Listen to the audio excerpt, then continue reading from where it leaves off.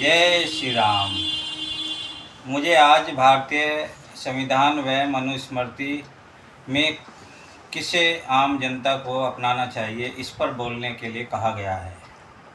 भारतीय संविधान एक विश्व स्तरीय डॉक्यूमेंट है जिसे हमारे नेताओं ने बनाया, जो भारत की आज़ादी के लिए लड़े, जिन्होंने 1857 से लेकर 1947 तक लगभग 90 साल तक हमारे देश में कब्जा जमा चुके ब्रिटिश एम्पायर को उखाड़ने के लिए काम किया।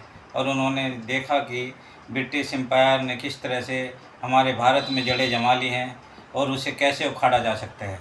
साथ ही हमारे जो नेशनल मूवमेंट के नेता थे वो सभी पढ़े लिखे थे और उन्होंने अंग्रेज़ी पढ़ी और अंग्रेज़ी ये जाना कि अंग्रेज़ किस तरह से मजबूत बने।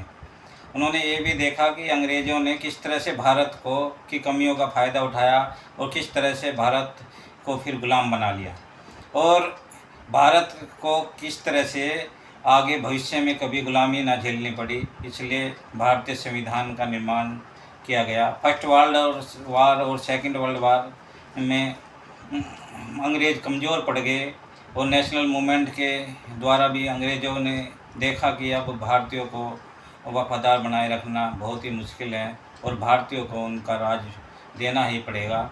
इसलिए अंग्रेज़ यहाँ से चले गए, लेकिन उन्होंने साथ ही भारतीयों को थोड़ा अवसर दिया कि वो अपने संविधान का निर्माण करें। और इसी कड़ी में हमारे संविधान निर्माताओं ने 2 साल 18 महीने 19 दिन का समय लिया और भारत का संविधान बनाया। भारत का संविधान बहुत सारे देशों में चल रहे संविधानों की स्टडी के बाद बना, इस कारण ये बहुत ही सुंदर कृति बनी। और ये एक लिखित संविधान है जिसके अनुसार हमारे देश का राजकाज चलाया जाता है। ये एक ऐसी डॉक्यूमेंट है जिसके द्वारा केंद्र और राज्य के विषयों को अलग अलग किया गया है। साथ ही एक समवर्ती सूची बनाई गई है जिस पर केंद्र और राज्य दोनों कानून बना सकते हैं। ये एक तरह का ऐसा संविधान है जिसमें केंद्र को बहुत ही ताकतवर बनाया गया है और इमरजेंसी की स्थिति में केंद्र बहुत शक्तिशाली हो जाता है। और अगर कोई विदेशी आक्रमण हो उस टाइम पे हमारा भारत देश में जो केंद्र सरकार है उससे आक्रमण को ख़त्म करने में और आक्रमण को धराशायी करने में पूरी ताकतवर है। जहाँ तक मनुस्मृति की बात है, उसने लोगों को विभक्त करने का काम किया, विभाजित करने का काम किया। संविधान ने लोगों को जोड़ने का काम किया। संविधान ने जो हमारे भारतीय हैं उन्हें वो अधिकार दिए, मौलिक अधिकार दिए जो 1648 में ब्रिटिश एम्पायर ने अपने नागरिकों को दिए थे। और इसी का उन्हें राजा जैसे अधिकार अंग्रेज़ों ने अपने नागरिकों को दिए, तो इस कारण वहाँ का हर नागरिक ताकतवर बन गया और देश के प्रति समर्पित हो गया। उनके लिए देश के लिए त्याग करना एक सबसे बड़ा उद्देश्य बन गया। और फिर अंग्रेज़ों ने पूरे वर्ल्ड की लगभग 25% जनता को अपना गुलाम बनाया और अपने जो कानून थे उन्हें उन देशों पर लागू किए। जैसे हमारे देश पर भी अंग्रेज़ों के कानून आज तक लागू हैं, जैसे IPC है, CRPC है, इंडियन एविडेंस एक्ट है, ये सब अंग्रेज़ों के बनाए हुए कानून हैं। और अभी थोड़ा इसमें सुधार आया है 2023 में, लेकिन उसमें भी 90% जो पुराने कानून थे उन्हें रख लिया गया है। केवल 10% ही थोड़ा चेंज किया गया है। बाकी जो भाषा है हमारे कानूनों की BNS और जो BNSS में, वो सब पुराने CRPC और जो है IPC से लिए गए हैं। जहाँ तक मनुस्मृति की बात है, मनुस्मृति का कोई लिखित वर्णन नहीं है। उसमें जो है लोगों को विभाजित किया गया था, हिंदुओं को, और उसमें वर्ण बनाए गए थे और वर्ण के अनुसार ही न्याय किया जाता था। जो सवर्ण थे, जो 3 वर्ण थे शुरू के, उनको अलग अधिकार प्राप्त थे। जो नीचे के वर्ण थे जैसे शूद्र वर्ण था, उसे अलग अधिकार प्राप्त थे। और इसमें भी सबसे बड़े दुर्भाग्य की बात ये थी कि एक अवर्ण भी था जो 4 वर्ण से बाहर था, उसे जो है इन्होंने अछूत बना दिया।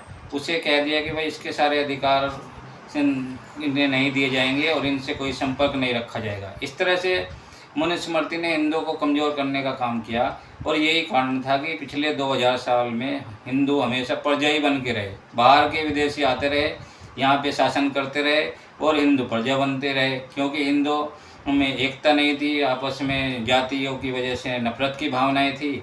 इस कारण से हिंदू कमज़ोर रहे। और ये तो 1950 में जब संविधान बना तो उसके बाद हिंदू मजबूत होने शुरू हुए। और जो साथ ही इसमें बहुत सारे कानून थे, जैसे हिंदू मैरिज लॉ 1955, उसने भी हिंदू को मजबूत बनाने में काम किया, क्योंकि इसने इंटरकास्ट मैरिज को एक वैधानिक स्वरूप दिया और इसे कानून का रूप दिया। तो जहाँ तक ये प्रश्न है कि मनुस्मृति अच्छी है या संविधान अच्छा है, तो मैं मनुस्मृति को 0 नंबर दूंगा और भारतीय संविधान को 100 नंबर दूंगा।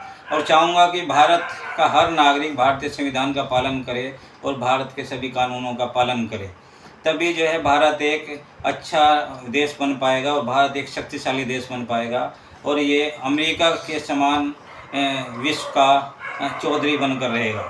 तो मेरी यही कहना है कि मनुस्मृति को से आप जो है कुछ चीज़ें उसमें हो सकती हैं ठीक हो, जैसे उसमें एक श्लोक है, यत्र नार्यस्तु पूजयन्ते रमन्ते तत्र देवता यत्र तास्तु न पूजयन्ते सर्वास्त्राफला क्रिया। तो नारियों का विशेष सम्मान करना चाहिए, मनुस्मृति में एक श्लोक में दिया हुआ है। उसके लिए हमारे संविधान ने भी विशेष प्रबंध की बात कही है। आर्टिकल एक पूरा आर्टिकल है 15, जिसमें महिलाओं को विशेष अधिकार दिए गए हैं।